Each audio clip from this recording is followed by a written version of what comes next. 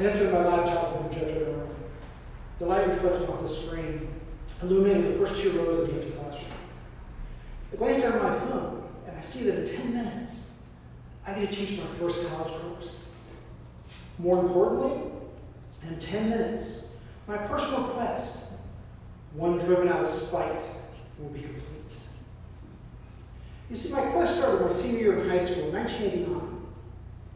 The day started like any other.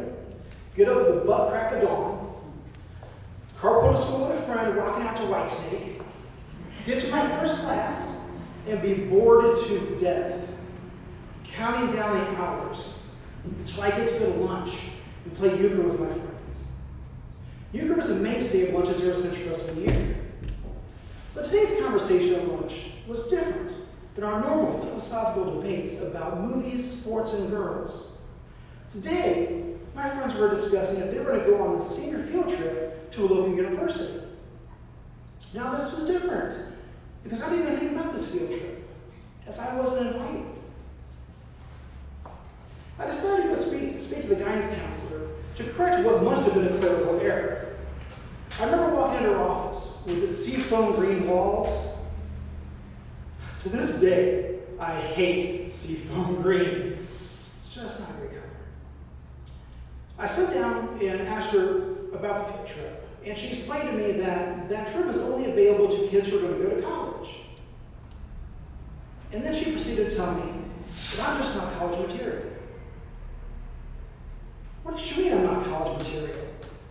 Can she not see I've got potential and I'm smart and I hang out with other smart kids? I mean, after all, my friends were the valedictorian, salutatorian, all the kids taking honors classes. I just wasn't one of those kids. She then proceeded to tell me that I had a 1.8 grade point average, one of the lowest in my senior class. Now, I never failed any classes. I never got held back. I just have a problem with reading information that I don't find interesting. And for me, that's every textbook ever written. Every textbook ever written. Add that the idea of walking around overcrowded hallways, surrounded with multicolored metal lockers, jam-packed with kids who may or may not like me, is just not an environment that's conducive to bringing out my best self. Now, I'm a smart kid. After all, I came with a program that allowed me to graduate from high school while putting forth the minimum amount of effort possible. I passed all my classes with never reading a textbook and missing the maximum number of days of school out every single year. That, to me, is smart. I look back and I'm surprised the adults in my life never caught on to the pattern. Doug goes to school. Doug gets sick promptly at 10 o'clock. Doug goes to the nurse's office. He lays down to 10:30. She comes and checks on him. Are you feeling any better? No, I'm not. Okay, go home. And I get home just in time to catch The Price is Right at 11 o'clock. Remember, let's stay remembered.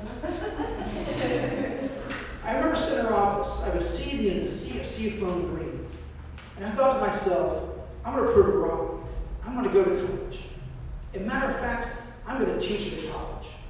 But you see, what I also found out my senior year is I have a knack for communicating information to people in a way that's easy to understand. And I love helping other people. So summer had arrived, and I did indeed graduate high school. And I decided to move from Ohio to Michigan to live with my father and to start my college career there. Now, not surprisingly, a kid with a 1.8 grade point average, no ACT score, no SAT score, isn't exactly the type of student that colleges are beating down your door to get. But I found a community college that actually accepted me. I remember going to that first class. And the very first class I had, the professor put us in groups. And she had us introduce ourselves to the rest of our group as we'd be working with them for the rest of the semester. Then we began to teach back to the rest of the class something we learned about each person. Every person in my group pointed out my southern accent. I'm from Dayton, Ohio. I don't have a southern accent.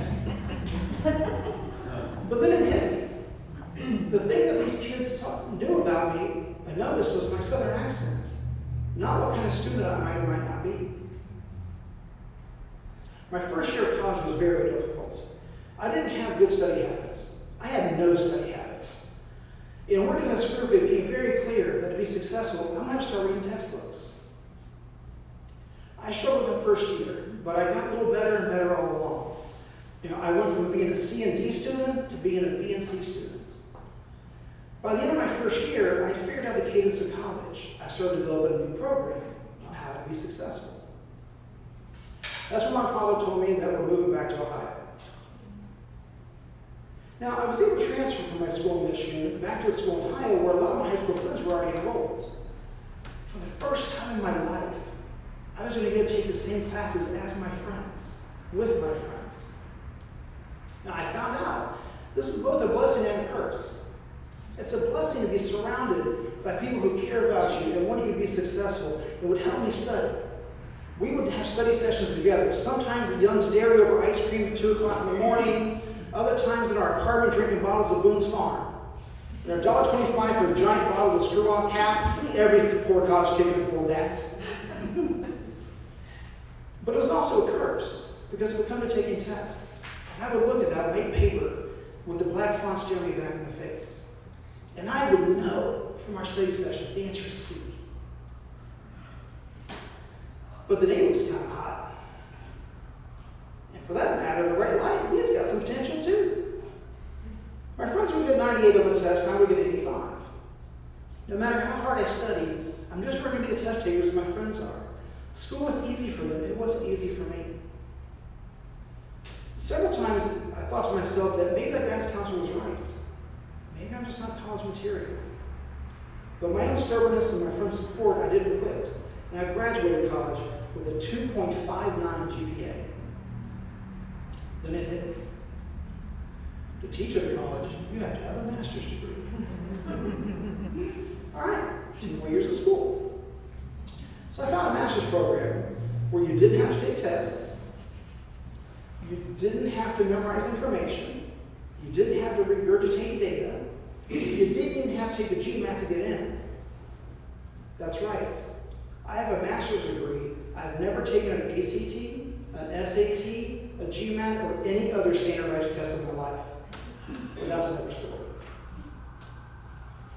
The program really focused on solving real-world leadership issues using analytics, research, and critical thinking skills. I love this program. I loved it so much, I never missed a day of school in 2 years. For once, school was easy for me.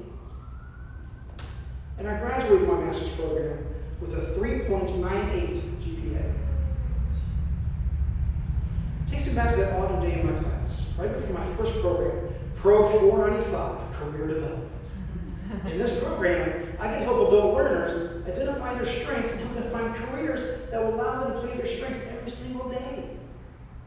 This aligns very well with my full-time job as the Director of Learning and Performance Function. Every day of my life, I get to help people see their potential. And I get to make a difference in people's lives, both in a work environment and also at home. I love that. If only that guidance counselor back in 1989 in her Seafoam Green office had seen my potential. To that guidance counselor, I've got 2 words for you. Thank you.